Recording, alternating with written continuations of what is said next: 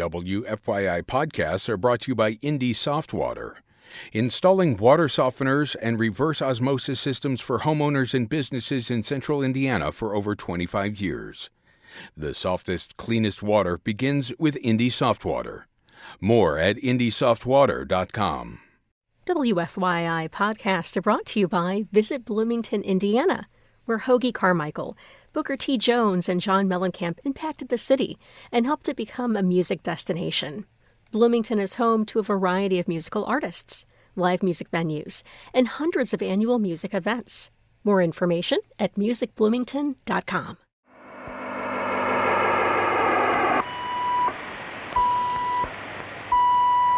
We're going to take a trip right now. Like we always do about this time. This is a journey into sound. Break it down. I'm Kyle Long, and you're listening to Cultural Manifesto. On this week's show, I'll speak with the vocalist and lute player, Joel Frederiksen. He'll be performing in Indiana with the Ensemble Phoenix Munich on July 11th and 13th as part of the Indianapolis Early Music Festival, the oldest continually running festival in the United States dedicated to medieval, Renaissance, and Baroque music. Joel is an internationally respected performer of early music, but he's not a strict traditionalist. In 2012, he gained notoriety for his album Requiem for a Pink Moon, an Elizabethan tribute to Nick Drake. That project blended the music of the British singer-songwriter Nick Drake with music from the English Renaissance. And during his upcoming visit to Indianapolis, Joel will perform music from his 2023 album, A Day with Suzanne, a tribute to Leonard Cohen. That project features songs from the Canadian singer-songwriter Leonard Cohen, fused with music of the French Renaissance.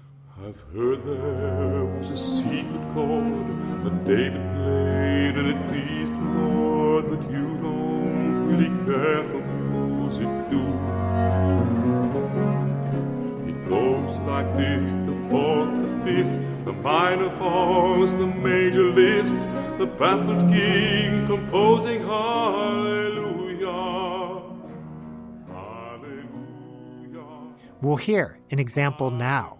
This is Joel Frederiksen and Ensemble Phoenix Munich performing Leonard Cohen's Hey, That's No Way to Say Goodbye. You know my love goes with you as your love stays with me. It's just the way it changes, like the shoreline and the sea.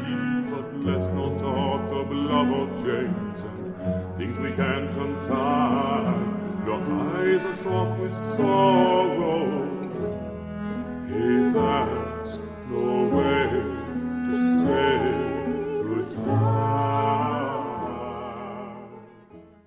That was Joel Frederiksen and Ensemble Phoenix Munich performing Leonard Cohen's Hey, That's No Way to Say Goodbye.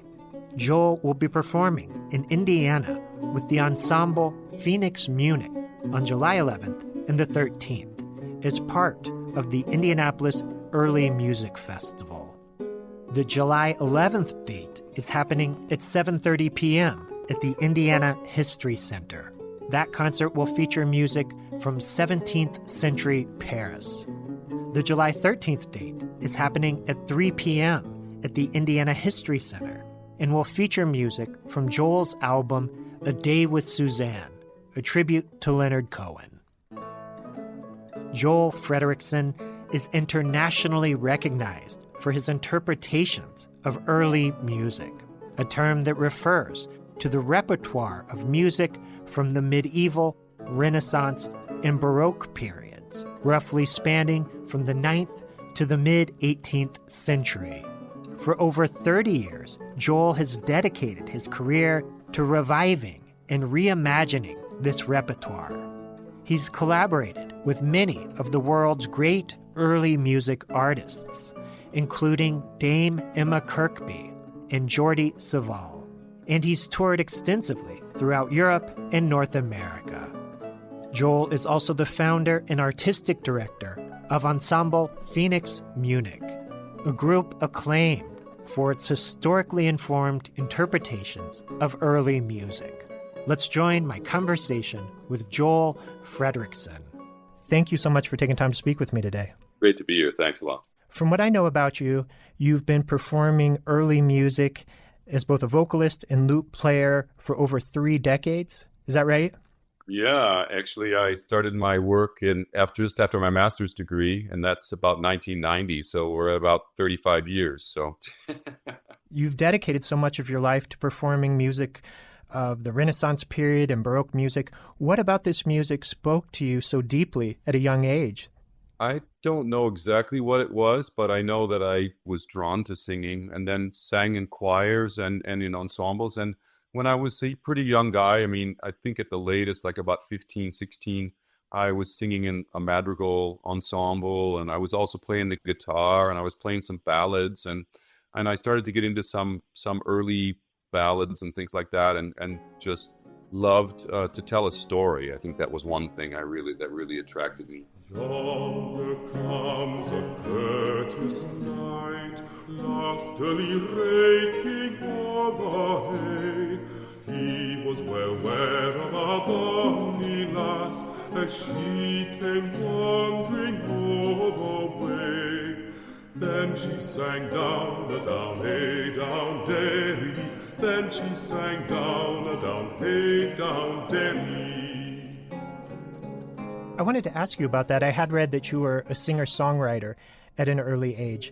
You know, I grew up in the 90s, but I was attracted to artists like Bob Dylan and Leonard Cohen. And the first exposure I had to classical music that really resonated with me was more in the tradition of Elizabethan music, as you explored on your 2012 album, Interpreting the Music of Nick Drake, composers like Dowland and Purcell, who did write often in this ballad style.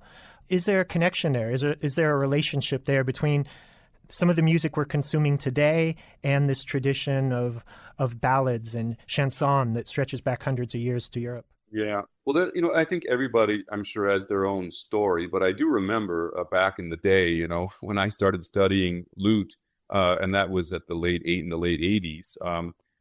Before my master's, I was studying in New York with a great teacher named Pat O'Brien, and Pat got me, I would say, really into the early music scene. He was a real kind of guru figure, and he just started my first lesson. He started talking about, like, we do it like this, we do it like that, and all that stuff. And and I thought, I'm a part of the group. And I started to get into it, and I was singing with the New York Collegium and playing then. Anyway, I was doing stuff there too, and getting really involved then with early music. But I remember Pat saying to me, also really early on, he said, well, if you scratch an early music person, you find a folkie, and and I thought, well, in my case anyway, that was true. I think now, there's a lot of variety, and early music has come a long ways in the last 35 years. Now you go into wedding and fair, past we sage, rosemary and thyme. Remember me to one who lives there, for once she was a true love of mine.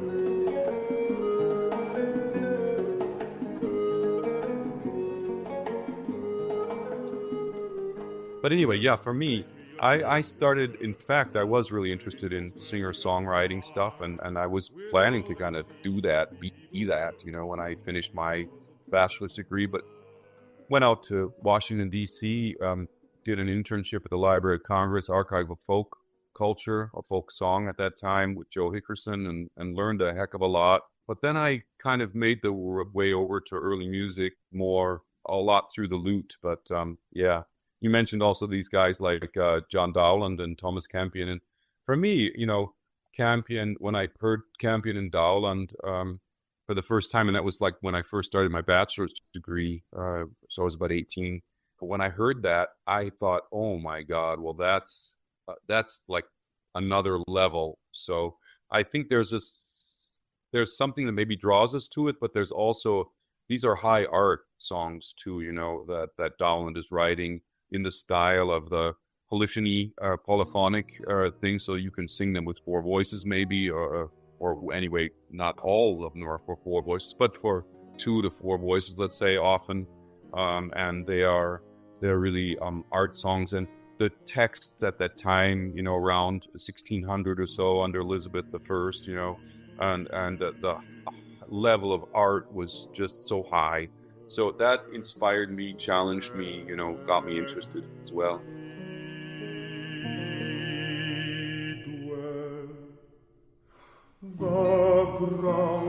The ground shall sorrow.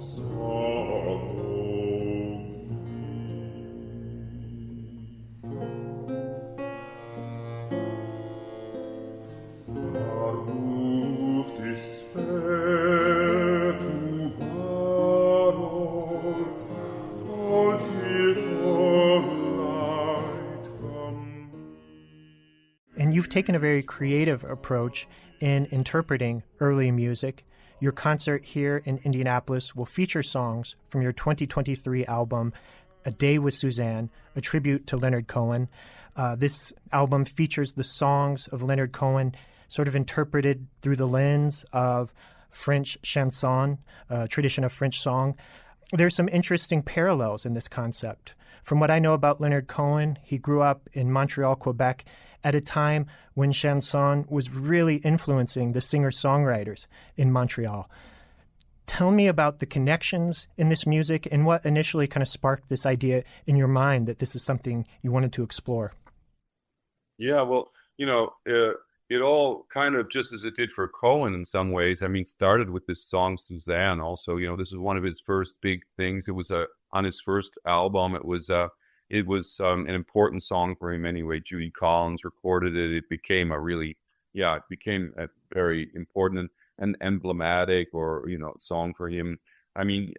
So I had thought about that song at different times. In fact, I had thought about including it. I think I even thought about it with including it in this Nick Drake recording, or just, maybe it crossed my mind to maybe include another composer or two, because there were lots of stages to finishing that recording as well. So I've been thinking about the song, and so I decided very consciously to try to connect Cohen with something. I wasn't sure how to do it. I wasn't sure with who I would do it, with whom I would do it, but I just started working on it and started finding, let's say, songs that would connect up directly or indirectly with early music sources or songs that I knew.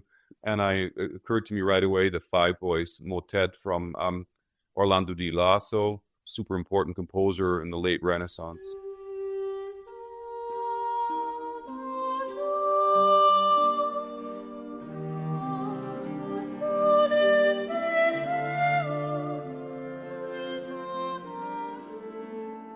This piece, Suzanne un jour, just seemed to combine thematically and in various ways, and so I started trying to put them together, and I think I managed to find something interesting and also, like you said, creative. And my hope is always with this project, when people hear the songs of Cohen, that they, well, first of all, I don't think anybody should come to the concert expecting to hear Leonard Cohen. First of all, I don't try to imitate him. That's not even on my radar. It's not my goal to sound like him or to just do the songs of his as, let's say, purely as possible. But I think maybe people would hear in this concert, something new with the early music, something new with the chanson of Orlando di Lasso, but also something new with Leonard's song, and maybe it will be a line or a certain, phrase or something that people can hear in a different way with different open ears, and that's what I would hope for, So I think the people who come with open ears and open minds, really have understood the program, and some important places like Gramophone and other things gave us a great review, and other places that really understood the project. I think, that it comes from a depth also, and not just It's not a purely commercial enterprise. It is classical. It is trying to bring out the art, in both sides.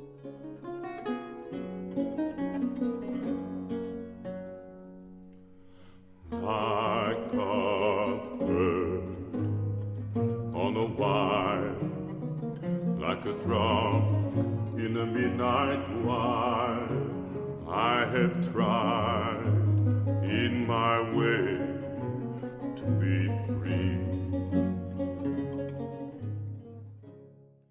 Cohen came from Montreal. He was born there. He sings sometimes, not so often, but sometimes in French. It's interesting. In places like Canada, in France itself, he was popular his whole career, for a long, long time. And in the United States, he went up and down. For a while, he couldn't get a record contract in the United States. So it was interesting. But his art, I think, speaks for itself. I mean, there are just some of the most wonderful lyrics and melodies of anybody, come from his work. So I had a lot of fun, and also interested me to try to bring in, for instance, in Dance With the End of Love or something like that, I combined it with various dances from the Renaissance, Pavane and Galliard and these things, and and brought together the two eras.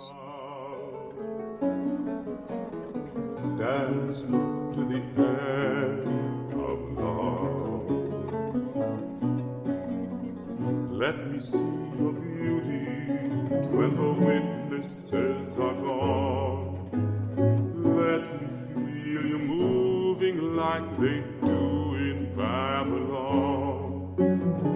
Show me slowly what I only know the limits of, and dance me to the end of love. Dance me to the end of love. Let's take a break from my conversation with Joel Frederiksen and listen to another track from his 2023 album, A Day with Suzanne, a tribute to Leonard Cohen. This is Suzanne.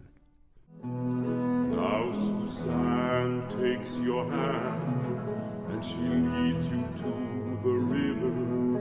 She's wearing rags and feathers from Salvation Army counters, and the sun pours down like honey on Our Lady of the Harbor. And she shows you where to look among the garbage and the flowers.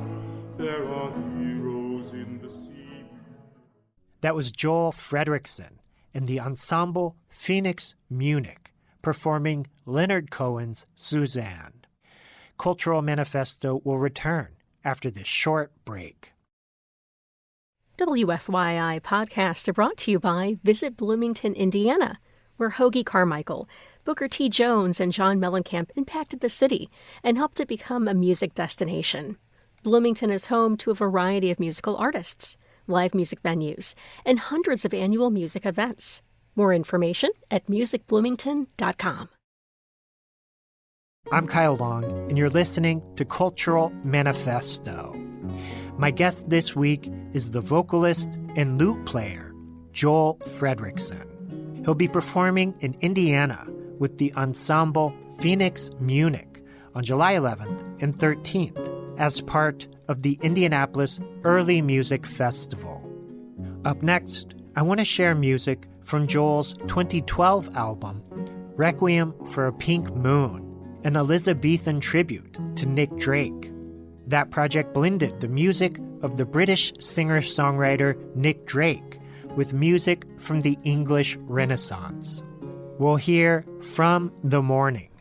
When day once dawned, and it was beautiful, a day once dawned from the ground. Then the night she fell, and the air was beautiful. The night she fell all around. That was Joel Frederiksen in the Ensemble Phoenix Munich with From the Morning, off the album Requiem for a Pink Moon, an Elizabethan tribute to Nick Drake. And Joel is my guest this week. I asked Joel about the logistical difficulty of creating projects around the compositions of well-known songwriters like Nick Drake and Leonard Cohen. Let's return to our conversation.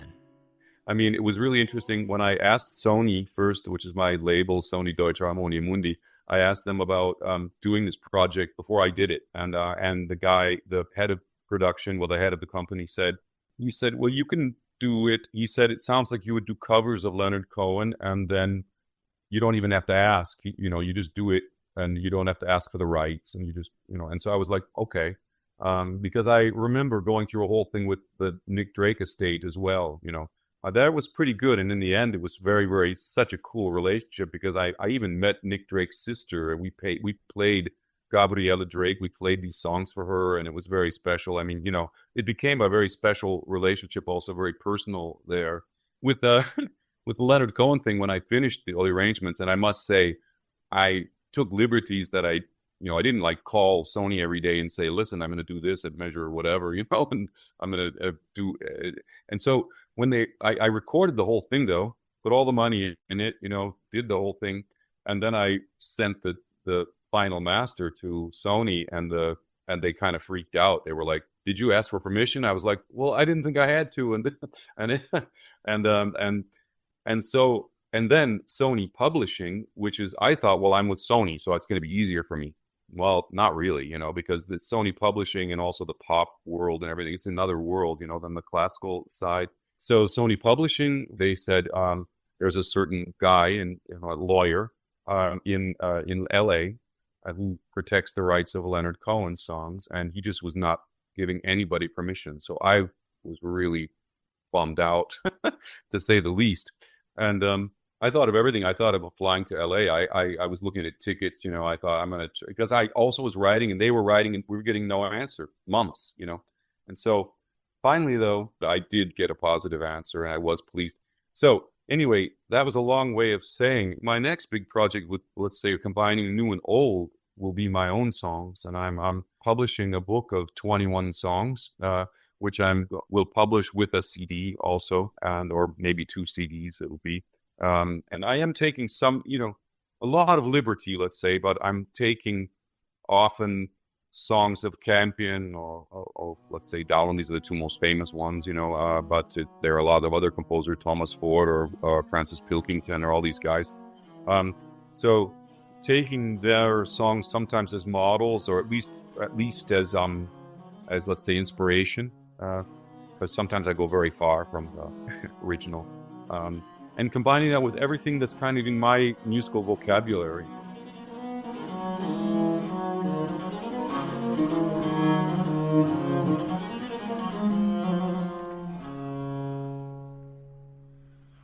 Can she excuse my wrongs with virtue's cloak? Shall I call her good when she proves unkind? Are those clear fires which vanish into smoke? Must I praise the leaves where no fruit I find? Let's take a break from my conversation with Joel Frederiksen and listen to another track from his 2023 album, A Day with Suzanne, a tribute to Leonard Cohen. This is So Long, Marianne. Come over to the window, my little darling. I'd like to try to read your palm. I used to think I was some kind of gypsy boy before I let you take me home. Now so long, Marianne, it's time that we began to laugh and cry and cry. That was Joel Frederiksen and the Ensemble Phoenix Munich, performing Leonard Cohen's So Long, Marianne.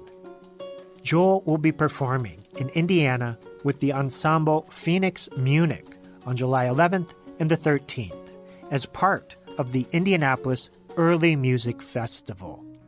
Let's return to my conversation with Joel Frederiksen.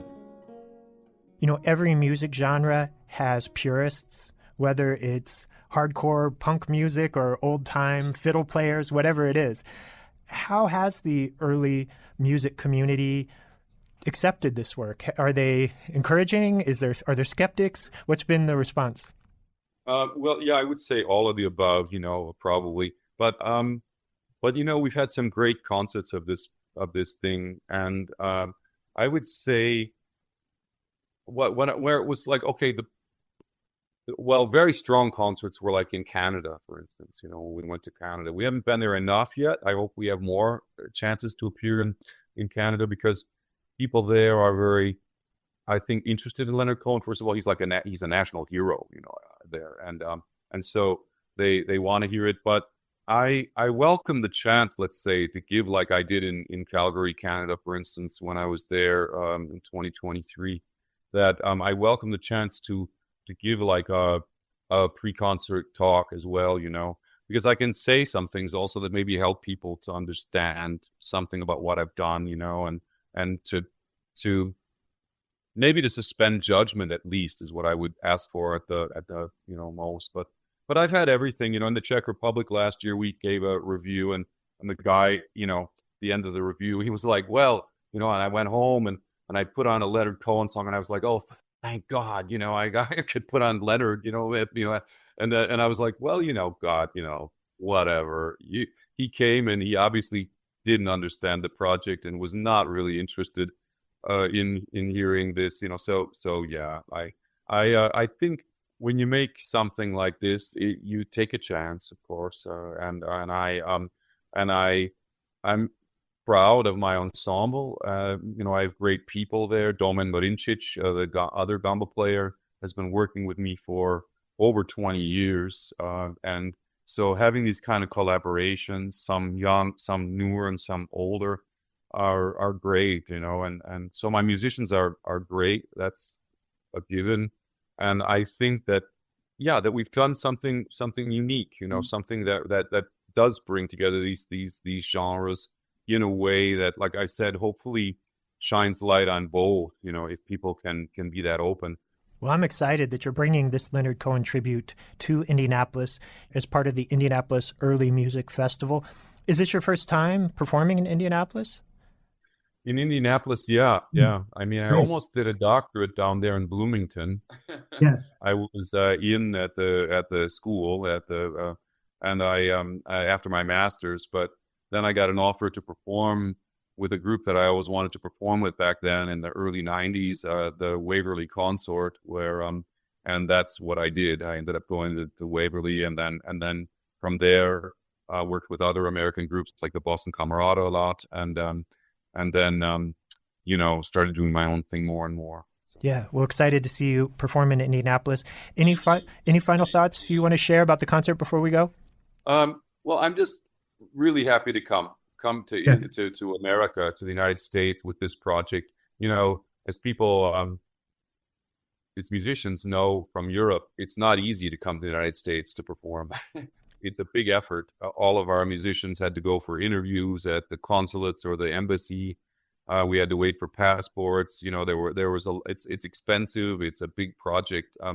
But I am excited. I'm an American, grew up in Minnesota.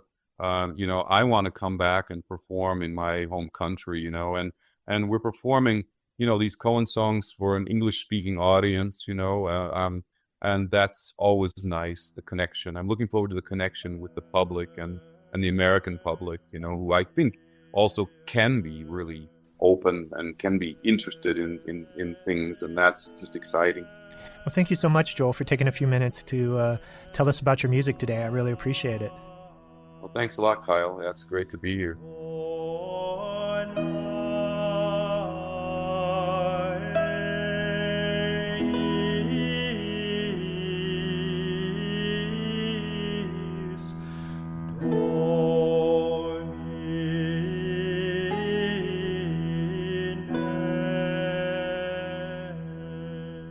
We've been listening to my conversation with the vocalist and lute player Joel Frederiksen.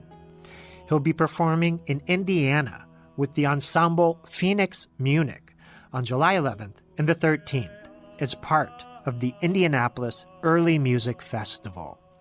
Let's hear another track from Joel's 2023 album, A Day with Suzanne, a tribute to Leonard Cohen. This is Famous Blue Raincoat. Well, I see you there with the rose in your teeth. One more thing, gypsy thief. Well, I see Jane's away.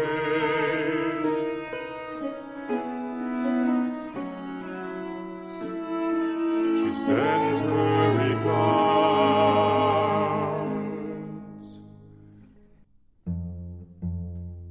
That was Joel Frederiksen in the Ensemble Phoenix Munich performing Leonard Cohen's Famous Blue Raincoat. And that's all the time we have for this week. Check out the Cultural Manifesto podcast at WFYI.org. Public radio is powered by listeners like you. If you appreciate the arts and culture programming you hear on this station, please consider making a donation now at WFYI.org/give. Cultural Manifesto is hosted and produced by me, Kyle Long. Thank you for listening.